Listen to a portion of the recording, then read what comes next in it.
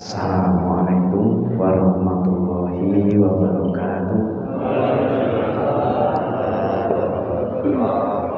Alhamdulillahilladzi arsala rasulahu bil huda wa dinil haqq liyudhhirahu 'alad dini kulli wa kafa billahi syahida. Asyhadu an la ilaha illallah wahdahu la syarikalah wa asyhadu anna Muhammadan abduhu wa rasuluh la nabiyya ba'da. Allahumma sholli wa sallim wa barik ala Muhammad wa ala alihi wa sahbihi wa mawala. Bapak-bapak, ibu-ibu jamaah Masjid Al-Hikmah, ini kebetulan sama Pak. Jadi saya ini punya pondok kecil namanya Al-Hikmah. Jadi kok pas ditakdirkan oleh Allah qadarullah kita ketemu dengan jamaah Al-Hikmah, sama-sama Al-Hikmahnya. Nah itu ya. Yang dirahmati Allah, bapak-bapak, ibu-ibu jamaah semuanya, alhamdulillah kita bersyukur kepada Allah Subhanahu wa taala. Pagi hari ini kita dipertemukan oleh Allah. Tadi malam jam 3 sudah bangun. Alhamdulillahilladzi ahyana ba'da ma amatana wa ilaihin nusyur. Bapak Ibu sehat ya? Nah, sehat ada dua. Wal afiat. Sehat yang pertama itu adalah sehat lahir. Bapak-bapak, ibu-ibu, ketika kita makan enak, tidur nyenyak, kita beraktivitas dengan baik, ini namanya sehat, sehat fisik. Lah, afiat ini adalah yang menyertai sehat batin. Ibu-ibu, apakah ada yang sakit hati? Halo Ibu? Tidak ada ya, Bapak-bapak, nggak ada ya? Kalau sakit hati berarti tidak afiat. Hari ini kita ikhlas ke sini dengan tidak terpaksa, maka itu namanya afiat. Oleh karena itu kata Rasulullah, nikmatani maqbulun katsirun minan nas, as-sihhatu wal faragh. Ada dua nikmat yang sering dilupakan oleh manusia, adalah yang pertama sehat. Tahu-tahu sakit, tahu-tahu kemudian meninggal. Kemarin sekitar 10 hari yang lalu saya punya murid, punya teman santri itu ya, masih usianya masih 57, masih muda. Nah malam itu sehat walafiat nonton TV sampai jam 10. Lalu jam 11 itu mau tidur gitu ya. Setengah 12 terasa sakit kepala ini. Sakit luar biasa. Akhirnya muntah-muntah sampai kemudian tidak sadar. Nah, ternyata kena stroke ya Pak ya. Stroke. Kemudian pendarahan di otak kecil yang paling dalam sehingga 4 hari kemudian tidak bisa tertolong. Alhamdulillah kita pada pagi hari ini sehat wal afiat. Saya kenalan dulu nih Pak. Mungkin barangkali Bapak Ibu bertanya, orang pondok tahu-tahu kesini itu ya ceritanya gimana? Bapak Ibu yang dirahmati Allah, saya ini datang ke sini sebenarnya saya ingin mengantarkan anak saya. Anak saya itu satu yang barangkali pernah ke sini Pak ya, Mas Zaki itu. Mas Zaki Al-Amin itu lagi kuliah S2 dengan istrinya di sini. Lalu kemudian saya pasrahkan kepada Pak Mas, Ustadz Masman itu, kepada teman-teman. Nah, terus ini yang kedua, yang anak yang keempat, Bapak Ibu, anak saya itu 5 Pak. Sini Rita ya naik 5. Anak saya itu 5. Jadi semua jadi petualang di luar kota semua. Nah yang 2 nanti insya Allah di Semarang ini. Semarang yang 2, maksud saya saya pasrahkan kepada ini apa namanya, perkenalan dengan warga Banyumanik, karena beliau sudah dari Banyumanik ya, kuliah di Undip semua. Nah barangkali bisa bermanfaat. Jadi itu bahwa anak saya 5 sekarang sudah menjadi 13 keluarga kita, sehingga di rumah ada sedikit anak-anak dari berbagai macam latar belakang ya. Ada pondok kecil di rumah saya itu namanya Pondok Al Hikmah. Itu ada anak yang depresi, anak yang pang, nah, kemudian anak-anak jalanan, anak-anak terlantar, kemudian anak yatim piatu, duafa itu berkumpul di sana. Ada yang dari Semarang, Pak. Ada dari Semarang. Kemarin saya dikirim dari Semarang, kelas 5 atau kelas 2 SMA.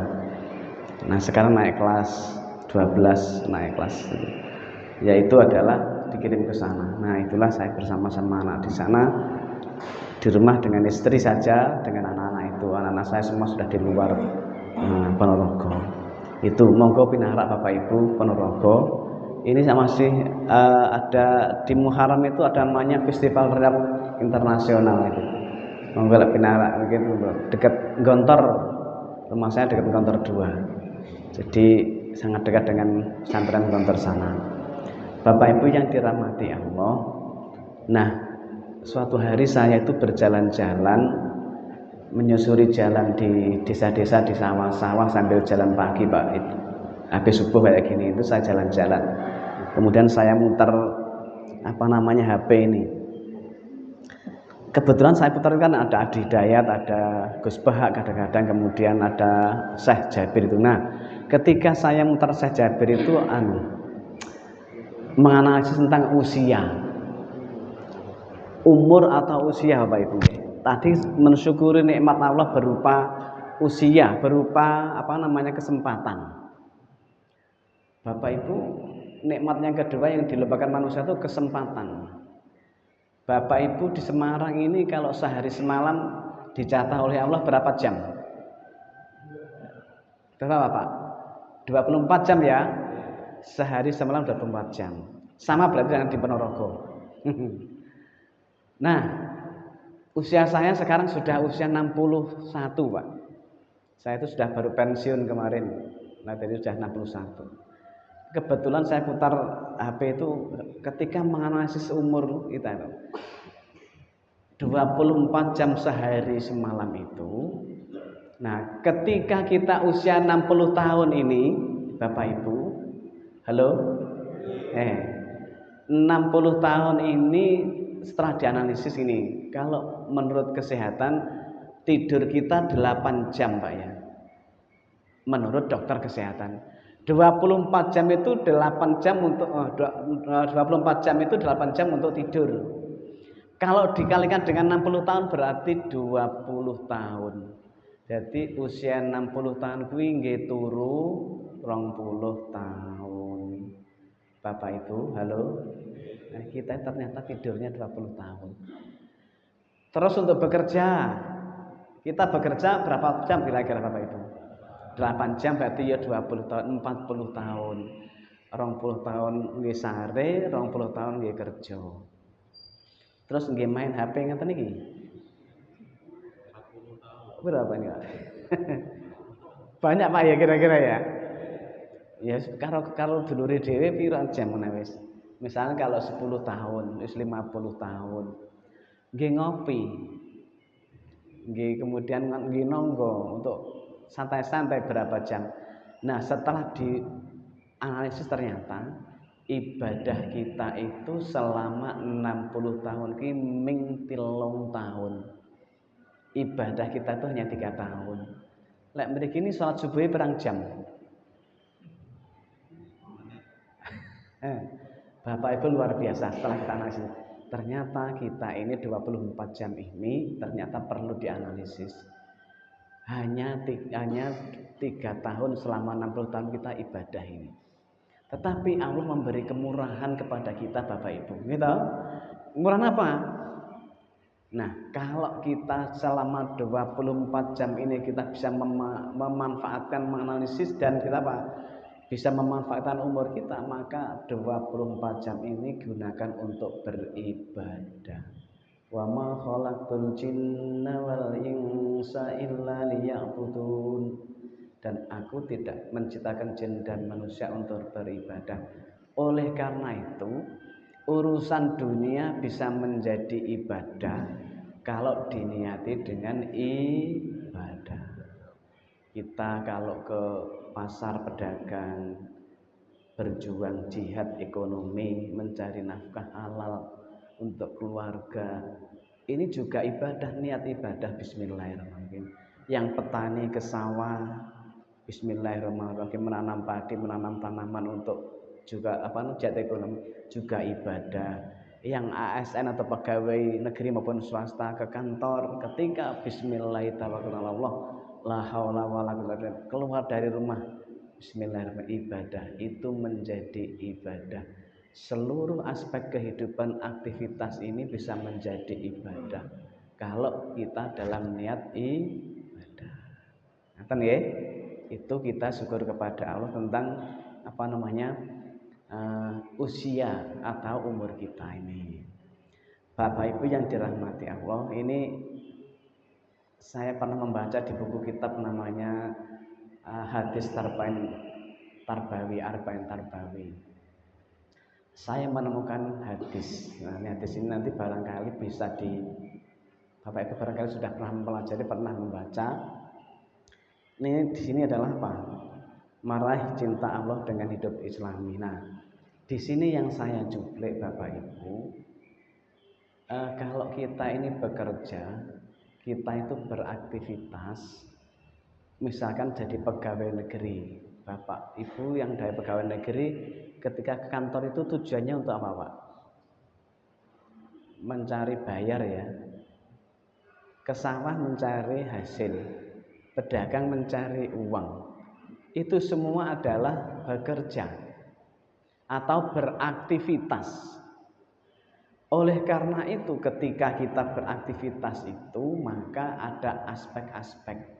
Gini, suatu ketika Rasulullah pernah berjalan-jalan, kemudian menemui para sahabatnya, Bapak Ibu. Biasanya kalau orang-orang besar, Nabi atau para ulama itu kalau datang ke tempat itu kan banyaknya menghormati, sangat dihormati. Semua berebut berjabat tangan mencium tangannya Rasulullah itu. Nah, ada salah seorang sahabat itu Bapak Ibu yang tidak mau mencium Rasulullah. Tangannya disembunyikan begini. Terus Rasulullah bertanya, kenapa kamu tidak bisa kau tidak berjabat tangan dengan saya itu? Ya Rasulullah, saya malu. Saya ini adalah pekerja kasar. Tangan saya itu rusak dan penuh dengan bosom Semarang Pak, kapalan Pak ya. Legen kula nggih kapalan Pak. Ya, melentung-melentung kapalan itu. Saya malu ya Rasulullah, karena apa? Pekerja saya setiap hari saya itu memecah batu untuk mencari nafkah anak dan istri saya. Nah, akhirnya apa? Coba tangannya mana? Akhirnya tangannya dia itu kan. Oleh Rasul dicium. Tangannya dicium oleh Rasulullah. Masya Allah, luar biasa. Kenapa? Orang ini orang berjihad, bekerja karena cinta kepada Allah, bekerja keras, maka dicium tangannya. Nah, tangan yang dicium Rasulullah itu diharamkan masuk neraka nanti. Dan tidak jarang sekali yang cium. Nah, inilah adalah sahabat Rasulullah. Rasulullah tidak bisa membedakan antara orang-orang para sahabatnya. Luar biasa ini. Ini inti dari kisah itu adalah bahwa Bapak Ibu, kita ini oleh Allah dikasih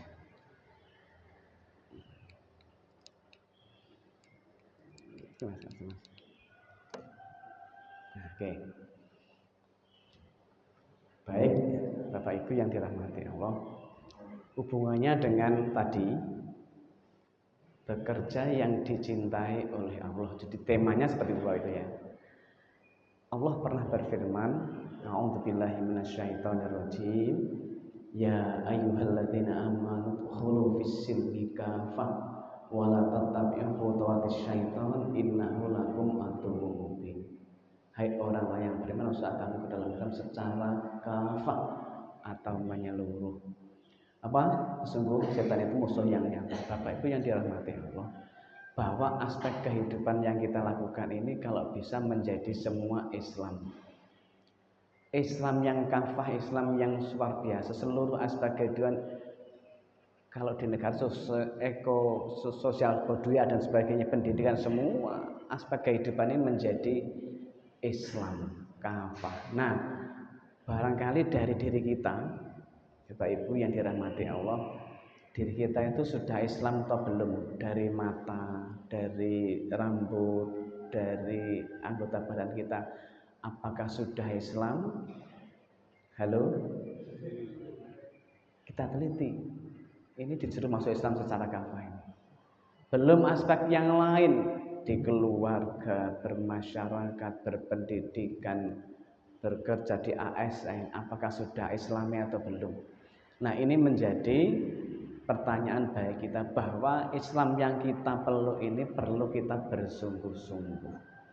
Oleh karena itu Allah sudah berkata dalam surat Al-Baqarah ini menjadi sebuah pedoman kita bahwa kita hidup yang Islami.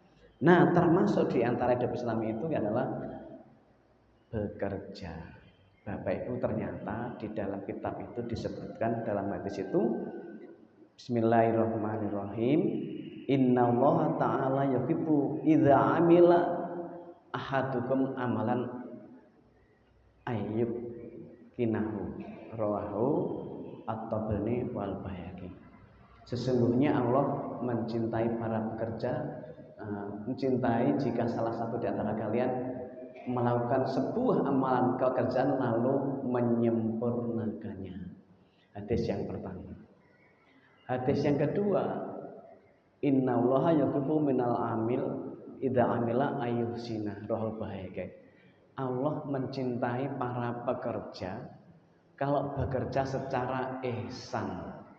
Bapak Ibu yang dirahmati Allah, dua hadis ini adalah beriringan bahwa kita bekerja ini selain kita mendapatkan nafkah, mendapatkan bisyarah, mendapatkan uang, maka mari kita tingkatkan ibadah bekerja kita, bekerja yang dicintai oleh Allah. Ini yang jadi pegawai negeri kata nggih? Ada yang jadi pedagang, pengusaha, termasuk ibu-ibu rumah tangga itu juga pekerja. Nah, di sini dikatakan bekerja itu secara ihsan apa namanya? Ini ihsan, secara ihsan atau menyempurnakan. Bapak Ibu dirahmati Allah, apa artinya ihsan Bapak Ibu? Ihsan itu apa? Kalau nyanyian itu ada istilah air susu dibalas dengan air tuba, atau air tuba dibalas dengan air susu. Niku sing sampai sing putih. Air susu dibalas dengan air kebaikan dibalas dengan kejelekan.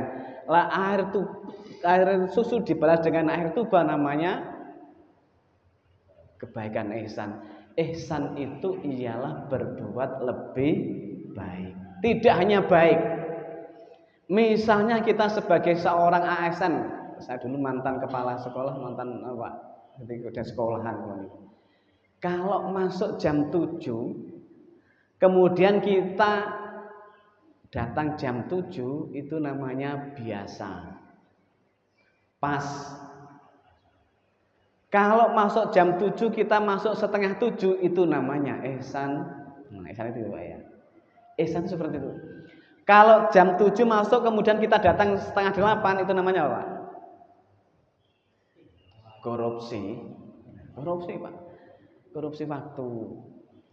Nah, Islam mengajarkan kepada kita agar kita bekerja yang dicintai oleh Allah itu ya bekerja secara Islam, secara ihsan ini.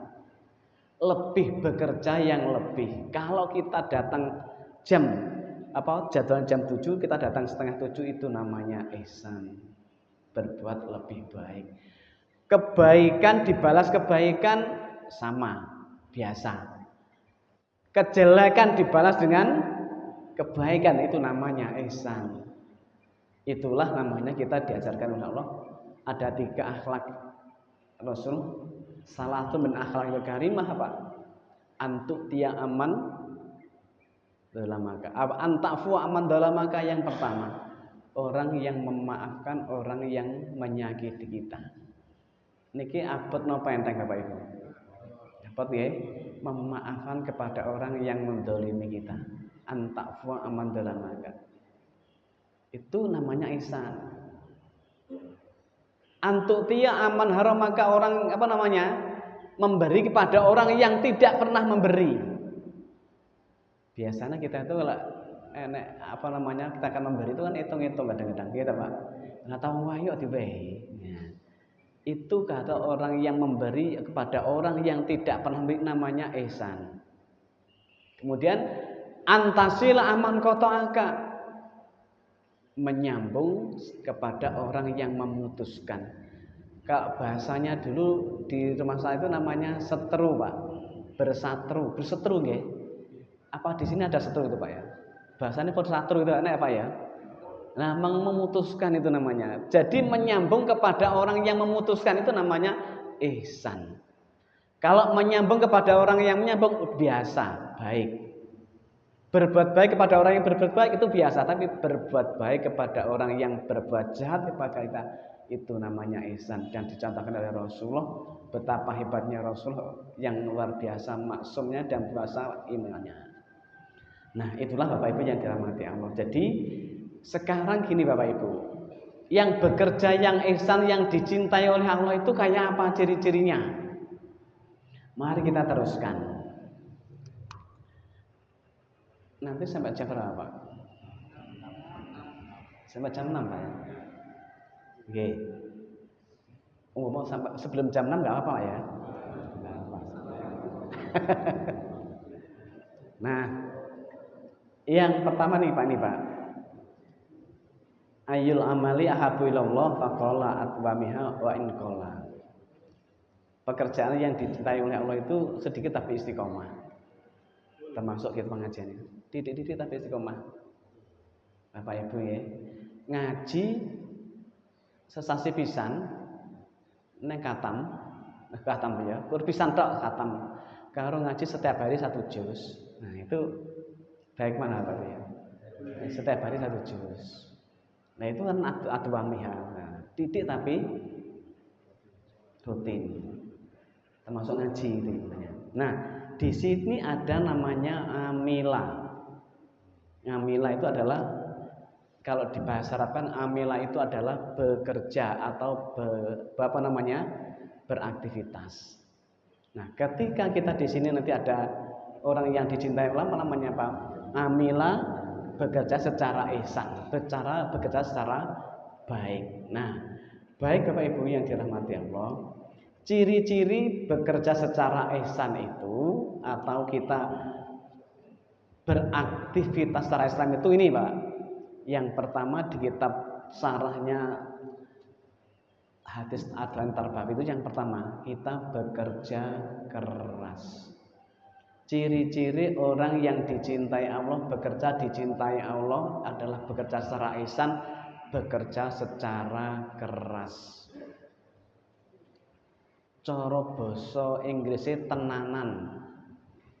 Jihad itu namanya bekerja keras sampai mengeluarkan berpeluh. Contohnya tadi ada sahabat Rasul yang bekerja secara keras tadi Pak, memalah batu tadi. Dicintai Allah, dicintai Rasulullah. Tidak hanya mendapatkan harta, tidak hanya mendapatkan bisa, tetapi mendapatkan cinta dari Allah. Bapak Ibu yang dirahmati Allah. Nah, mendapatkan cinta dari Allah itu tidak datang dengan serta-merta, harus diperjuangkan. Nah, termasuk ini, orang yang bekerja keras itu dicintai Allah. Tadi kalau seorang pegawai negeri, dimanapun berada, kalau masuk jam 7 kemudian masuk setengah 7, itu namanya dicintai Allah ihsan. Kalau jam 7 kemudian masuk, kita datang jam setengah 8, karena malas atau karena disengaja, itu namanya sudah tidak dicintai Allah. Bekerjanya kurang dicintai oleh Allah. Jadi petani-petani yang sungguh-sungguh, maka itu namanya juga dicintai Allah. Jadi pedagang-pedagang yang sungguh-sungguh, pengusaha yang sungguh-sungguh bekerja keras, ini akan dicintai Allah. Makanya Bapak Ibu yang dirahmati Allah, aspek kehidupan yang 24 jam ini bekerja pun menjadi ibadah, bekerja pun menjadi cintai Allah karena niatnya dengan baik. Jadi bekerja secara ihsan itu cirinya yang pertama adalah kerja keras. Saya kalau ketika jadi kepala sekolah Bapak Ibu, saya sampaikan kepada guru-guru saya, kalau kita ngajar itu kemudian hanya duduk seperti ini, duduk di bangku kemudian mendikte, kemudian ini, maka apa yang terjadi? Anak-anak akan berdoa. Kalau mengajar kemudian hanya duduk tanpa ada gerakan guru itu, muridnya ndonga bismillahi bismikallahumma ahya wa bismika ngantuk. Kalau tidak menarik karena penampilan guru kan menarik. Nah, ini ya mengajar itu dengan berjalan-jalan, dengan berdiri, dengan sampai mengeluarkan peluh. Nah, itu namanya bekerja keras. Itu jadi pegawai, apalagi pegawai di kantor misalnya. Nah, ini dengan sungguh-sungguh ini dicintai oleh bekerja keras. Ihsan itu yang pertama bekerja keras. Kemudian yang kedua, bekerja secara cerdas. Cerdas itu adalah membuat strategi efektif, efisien yang baik. Kalau namanya guru ya guru yang Guru yang inovatif, kreatif. Bapak Ibu, saya punya teman di Semarang ini namanya Pak Ahsan. Ada yang kenal? Sekarang jadi dinas Bapak lingkungan hidup ya? Pak Ahsan itu dulu guru agama, Pak. Guru agama sampai berapa? Di Semarang ini lah lomba tingkat nasional bersama saya di Jakarta sana ketemu saya. Pinter orangnya, sekarang menjadi kalau nggak salah di dinas dinas pendidikan Pak Ahsan itu. Nah, di situ ada namanya mengajar secara inovatif dan kreatif. Termasuk kita Bapak Ibu yang kita punya pekerjaan dimanapun juga dengan efek petani-petani yang sungguh-sungguh. Bapak Ibu misalnya kalau di Thailand itu saya pernah ke Thailand itu orang-orang sana petaninya luar biasa, kreatif sekali dan gitu. Nah, itu namanya inovatif. Bekerja secara ilmu dan strategi yang baik itu namanya dicintai oleh Allah. Efektif, efisien. Terus yang ketiga, bekerja secara tuntas. Lek rung iso, misalkan kita marai ngaji, kita mengajar kepada anak-anak atau kita bekerja dimanapun berada, lek rung selesai, lek rung tuntas belum selesai, belum selesai. Lek belum sukses, belum selesai diselesaikan, itu namanya tuntas. Nah, Bapak Ibu ini tuntas ini adalah bagian dari orang-orang bekerja yang dicintai oleh Allah.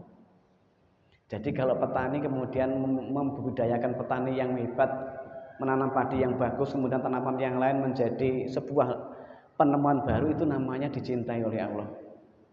Insinyur yang membuatkan bangunan dan sebagainya, ini kalau dicintai Allah. Tetapi itu apa? Amal yang kita lakukan termasuk kegiatan yang kita lakukan harus didasari dengan iman. Nah, makanya Bapak Ibu yang dirahmati Allah, bekerja yang kita dicintai oleh Allah itu bekerja secara iman ini. Terus yang keempat adalah bekerja secara ikhlas. Ikhlas itu ya ikhlas. Istilah bahasa agamanya Bapak Ibu, ikhlas itu ada musyahadah, ada muraqabah. Ibadah mahdoh atau ibadah ghairu mahdoh. Kalau kemudian kita bermusyahadah, musyahadah itu artinya kita seakan-akan melihat Allah di kantor, di sawah, di pasar, apalagi di pasar. Pasar itu tempatnya orang bohong, Pak ya. Makanya Rasul kalau di pasar itu kan pedagang yang jujur, hakata di surga bersama saya. Makanya pedagang yang jujur itu 1001. Nah, ketika ikhlas itu adalah bermusyahadah. Kita sholat ini bisa bermusyahadah kepada Allah, ini sudah tingkat tinggi. Contohnya Khalifah Ali bin Abi Thalib karramallahu wajhah, Bapak Ibu. Ketika dipanah sampai tembus di perutnya, kemudian beliau bilang, nanti kalau mencabut panah ini saya tak sholat dulu. Sholat, dengan sholat tidak terasa dicabut. Bapak Ibu mau awake dhewe niki dipanah ngoten nggih, sholat ini ya sekrasa mboten nggih. Copot nyamuknya wis ra karuan nggih. Itu contohnya adalah musyahadah tadi. Jadi ikhlas itu adalah bermusyahadah. Ya kalau tidak bisa musyahadah namanya muraqabah. Muraqabah itu artinya merasa diawasi oleh Allah. Alladzina yadhkurunallaha qiyaman wa qu'udan wa 'ala junubihim wa yatafakkaruna fi khalqis samawati wal ardh. Rabbana ma khalaqta hadza batilan subhanaka faqina adzabannar. Ketika alladzina, orang-orang yang hebat, orang cerdas, alladzina yadhkurun, ingat kepada Allah ketika duduk, ketika berdiri, ketika berbaring, termasuk ikhlas ini. Ikhlas ini adalah rahasia ilahi yang tahu kita dengan Allah, Bapak Ibu. Makanya ikhlas itu nilainya tinggi. Saya pernah disuruh nulis kalimat oleh kiai saya tidak tahu artinya itu. Ketika saya jadi mahasiswa disuruh nulis Arab, Bapak Ibu. Arabnya gini nih, Allahumma anta maqsudi waridhoka matlubi. Baru saja kemudian beberapa tahun ini saya tahu maksudnya. Masya Allah, ternyata artinya dalam. Allahumma anta maqsudi, ya Allah engkau tujuan saya. Waridhoka matlubi, dan engkau ridho yang kau ridho. Bapak Ibu, kita datang ke sini ini kalau kita namanya tadi Allahumma anta maksudi, Allah tujuan saya. Kita ke sawah, Allahumma anta maksudi. Kita ke kantor, Allahumma anta maksudi. Kita ke pasar, Allahumma anta maksudi. Ibu-ibu yang di dapur memasakkan nasi, mungkin capek dan sebagainya, kemudian maka itu ada Allahumma anta maksudi, Allah tujuan saya. Itu puncak kenikmatan yang dicintai oleh Allah, itu Allah tujuan saya. Kemanapun berada, Allah tujuan saya. Ingin ketemu siapa, ketemu Allahumma anta maksudi. Ini adalah obat ini. Ketika saya nulis Arab di masjid itu, saya enggak, ketika itu dari mahasiswa jadi enggak Pak, artinya apa gitu. Begitu saya sudah dewasa tahu, oh nilainya sangat tinggi. Ketika kita beraktivitas menjadi berbobot, menjadi berkualitas, itu makanya dengan ikhlas. Ikhlas itu dengan musyahadah, muraqabah. Puncaknya, tujuan terakhir adalah Allahumma anta maksudi. Ibu-ibu yang mau masak nggih, Allahumma anta maksudi. Bapak-bapak yang mau kemanapun berada, perjalanan kemanapun juga, Allah tujuan kita, akan menjadi lebih bahagia. Puncak kebahagiaan yaitu ketika kita bisa bertemu dengan Allah. Allah termasuk ada azan ini. Ada azan itu adalah yang memanggil adalah Allah. Maka kita Allahumma anta maksudi, menjadi ringan. Apapun yang kita lakukan menjadi ringan ketika tujuan kita hanyalah Allah. Bekerja capek-capek ini Allah maksudi iman, ikhlas. Bapak Ibu yang dirahmati Allah. Jadi orang-orang yang ikhlas, orang-orang yang bekerja secara ikhlas, orang yang berkegiatan secara ikhlas tidak akan mendapatkan yang lain, tapi kekuatan kecintaan dari Allah. Bapak Ibu yang dirahmati Allah. Nah, suatu saat begini, ini akhir dari sebuah ini panggil ceramah ini ya, mudah-mudahan bermanfaat ini. Jadi bekerja secara ikhlas, secara cerdas, secara tuntas, secara keras. Jadi kerja ihsan itu ada 4 cirinya. Satu, keras, kemudian ikhlas, kemudian tuntas, kemudian cerdas. 4 ini dicintai oleh Allah. Suatu hari Bapak Ibu, di zaman Rasulullah, zaman dulu ketika di Makkah sana ada seorang saudagar, seorang petani besar. petani delima, Pak. Pohon delima. Di sini ada masih apa delima, Pak? Ada apa di sini ya delima? Saya pernah ke Thailand itu delima itu besar-besar, Pak. Dan bagus-bagus nih. Dan rasanya manis. Tapi kalau di saya di Ponorogo ini enggak terawat delima itu. Enggak terawat. Kalau di sini terawat enggak ada ya pohon delima itu. Nah, di pinggir-pinggir jalan di Thailand itu luar biasa manis, Pak. Nah, suatu ketika ada sahabat bernama Mubarak, Pak. Mubarak ini saya baca di kisahnya buku Di Atas Sajadah Cinta. Bapak Ibu yang pernah membaca ada ayat-ayat cinta, ketika cinta bertasbih, ada cinta suci jahrana, ada bumi cinta. Nah ini ada di atas sajadah. Ada kisah teladan yang saya baca itu. Mubarak ini melamar menjadi menjadi satpam. Satpam di pohon delima ini. Assalamualaikum warahmatullahi wabarakatuh. Kamu siapa? Ini Pak, saya Mubarak datang jauh dari Semarang. Kenapa di sini mau melamar? Karena ada peluang namanya Pak. Peluang apa namanya Pak? Satpam. Iya, boleh. Akhirnya dites, masuklah tadi. Jadi apa? Jadi satpam. Satpam kebun delima. Berjalan dari tahun-tahun sampai 5 tahun ke atas. Lalu bosnya datang ke sawah, ke tukang kebun tadi. Panggillah Mubarak, Mas Mubarak, tolong aku dipetikkan delima 3 buah saja, yang manis itu. Oke, sami'na wa ta'na, dipetikkan dengan tidak milih-milih petik delima. Terus duduk di gazebo itu, coba dikupaskan sekali, dikupaskan akhirnya dikupaskan. Satu dicicipi tahu Mas, saya kecut, masih masam ini, belum masak ini. Coba kupasnya itu lagi, dikupas lagi satunya, masih kecut juga. Yang ketiga, masih kecut juga. Nah, akhirnya dimarahilah Mubarak ini. Hai Mubarak, kamu di sini sudah bertahun-tahun jadi satpam di sini. Memilih delima yang manis enggak bisa itu ya. Ampun Tuan, tugas saya di sini adalah satpam. Tuan, selama saya ini bertahun-tahun tidak pernah makan delima, walaupun delima itu jatuh ke tanah dan masak, saya tidak pernah mengambilnya dan tidak pernah mau makan. Ini karena bukan milik saya. Tugas saya hanya jadi satpam. Masya Allah. Jadi bosnya tadi tidak jadi marah, Pak. Berbalik itu. Terkejut sekali, ada anak yang muda mas sudah begitu. Dipanggillah satpam berikutnya. Hai satpam semuanya berkumpul ke sini. Kita sidang ini.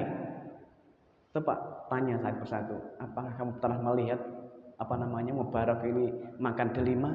Ampun Tuan, Mubarak ini pekerja satpam yang luar biasa. Saya belum pernah beliau ini makan delima walaupun jatuh. Masya Allah, luar biasa Pak. Akhirnya Pak, dah kalau begitu mohon maaf ya Mas Mubarak ini. Tuannya mohon maaf Pak. Karena Pak, amanah dan tanggung jawab. Nah, begitu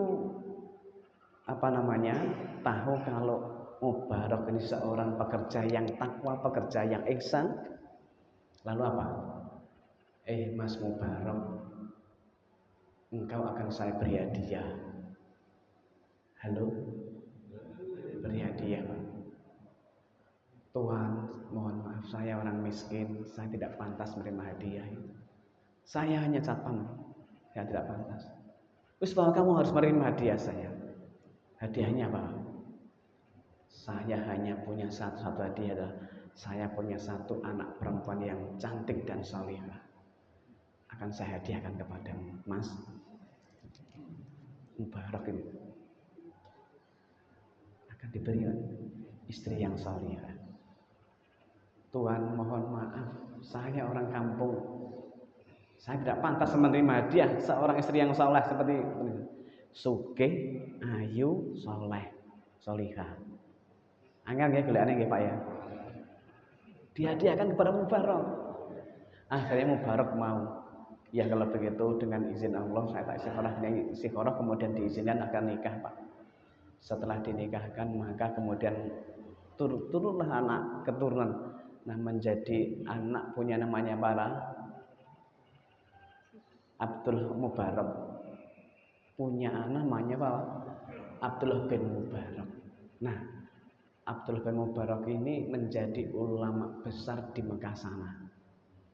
Lahir dari anak yang soleh dan istri yang solehah, suami yang soleh dan suami yang solehah. Namanya Ibnu Mubarak. Ibnu Mubarak, Abdullah Ibnu Mubarak itu menjadi ulama besar. Bapak Ibu yang dirahmati Allah, inilah barangkali menjadi sebuah inspirasi bahwa bekerja secara ihsan itu tidak hanya mendapatkan sebuah ma'isyah kehidupan, tetapi mendapatkan cinta Allah yang tinggi.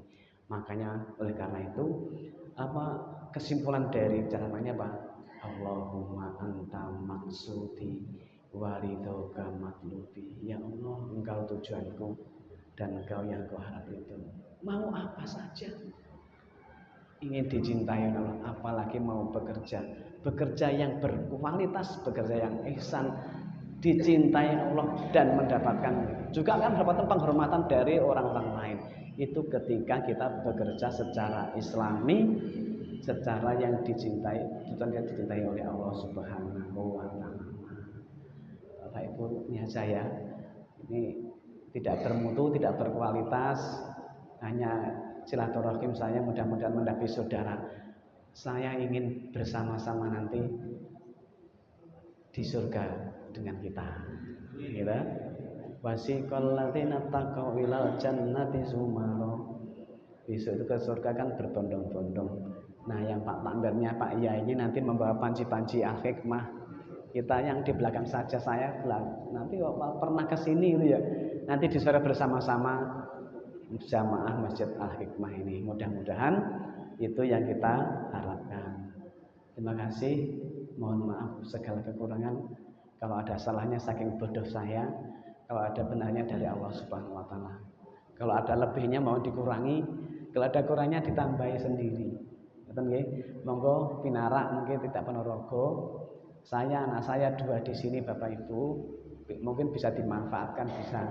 Nanti satu waktu barangkali ada Mas Zaki itu, yang kedua ada namanya Mas Kiran.